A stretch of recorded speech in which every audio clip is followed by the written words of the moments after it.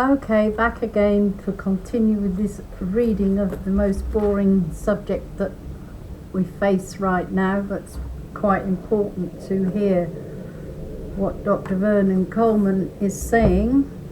And I did make a break in where there wasn't a break. So much for the masks themselves. So I'm continuing with the boring subject of masks. Next, this is the words of Dr. Vernon Coleman.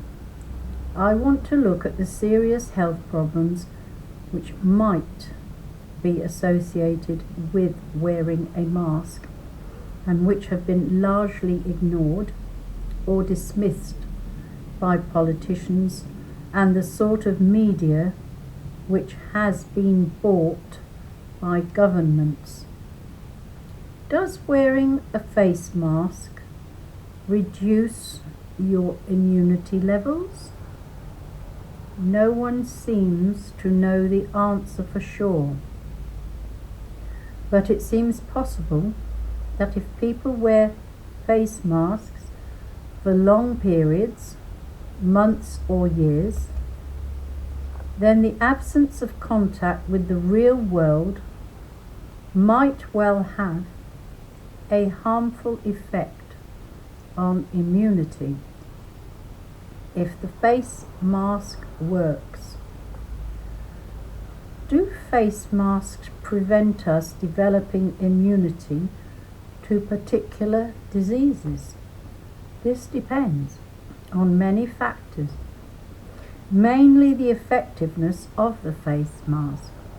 But if the mask is not preventing the development of immunity, then it probably is not worth wearing. The two widely acknowledged hazards of wearing a face mask are, first, that the mask may give a false sense of security and stop people taking other precautions, such as washing their hands. Secondly, if masks are not worn properly, according to the guidelines I have already listed in the previous video, they can do more harm than good. There is no doubt that face masks can be dangerous. In China, 2 schoolboys who were wearing face masks while running on a track both collapsed and died. Possibly, I would surmise, because the strain on their hearts by the shortage of oxygen proved fatal. A report published in the British Medical Journal summarized some other risks. First, when you wear a face mask, some of the air you breathe out goes into your eyes. This can be annoying and uncomfortable. And if, as a result, you touch your eyes, you may infect yourself. Secondly, face masks make breathing more difficult, and as I have already pointed out, anyone who has a breathing problem, like I do, will find that a mask makes it worse. I mean, I've got permanent breathing issues right here because I can't move the phlegm. Also, some of the carbon dioxide, which is breathed out with each exhalation, is then breathed in because it is trapped.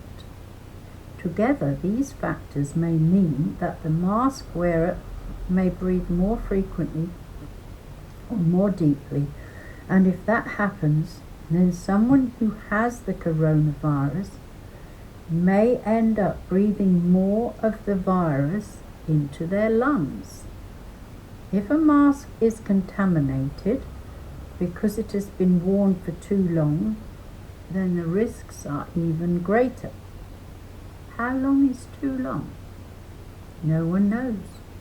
No research has been done as far as I know. Third, there is a risk that the accumulation of the virus in the fabric of the mask may increase the amount of the virus being breathed in.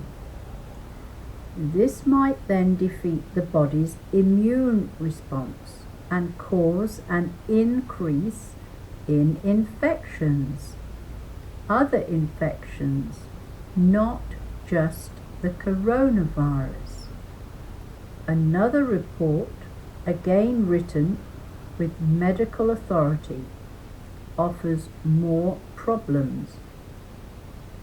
Dr. Russell Blaylock, a retired neurosurgeon, reported that wearing a face mask can produce a number of problems, varying from headaches to hypercapnia, a condition in which excess carbon dioxide accumulates in the body, and that the problem can include life-threatening complications.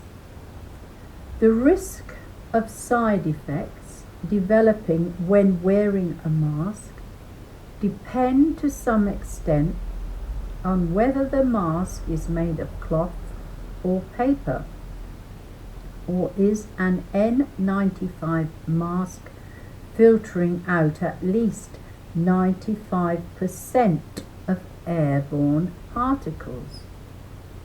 One study of 212 healthcare workers showed that a third of them developed headaches, with 60% needing painkillers to relieve the headache. Some of the headaches were thought to be caused by an increase in the amount of carbon dioxide in the blood, or a reduction in the amount of oxygen in the blood. Another study, this time of 159 young health workers, showed that 81% developed headaches after wearing face masks, so much that their work was affected.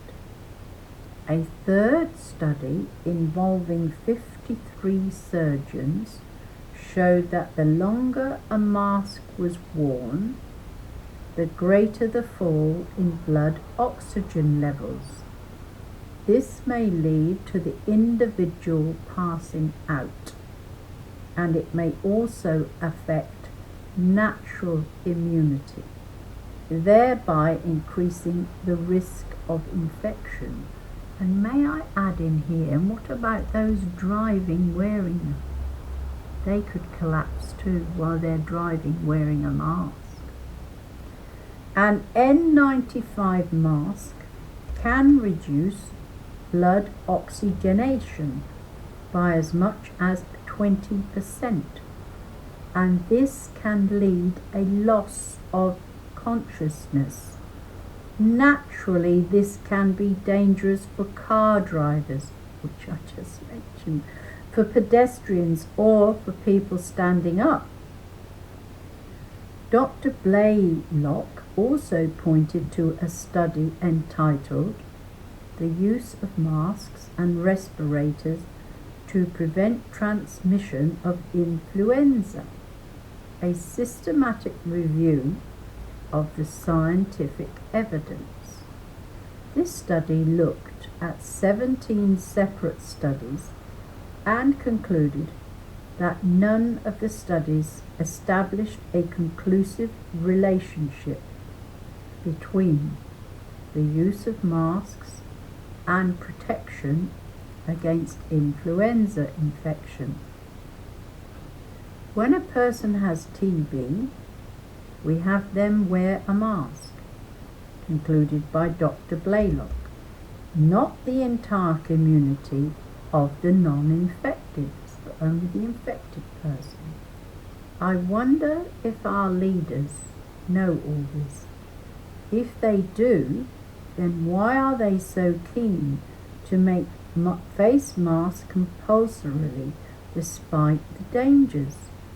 And if they don't know all this, then they should do. The one remaining question is why, when the disease is fading throughout the world, has the British government decided that we should wear masks when there are so clearly very real dangers when wearing them? I suppose they will say it is because the lockdown is being eased a little, but they lie about everything, so I do not believe that for a second. I think they have another reason. I will discuss the psychological problems associated with the wearing of face masks in another article, and I will also explain how the government is using masks to make us fearful so that we are easier to control. Everyone in church was wearing a mask last Sunday. I wasn't, and I got really bad looks from one lady. And this is because of the psychological effects all this warfare, hidden warfare, is having on people. It's made them so fearful. Oh, it's very sad. Anyway, I'm going to stop there, and then I'm going to be doing face mask 2. The reason they want us to wear them, by Dr. Vernon Coleman. So we've got that to look forward to. This was shorter. This was only 12 minutes. So thank goodness it wasn't as long and boring as the first one. Sorry about this. I can't make it any better.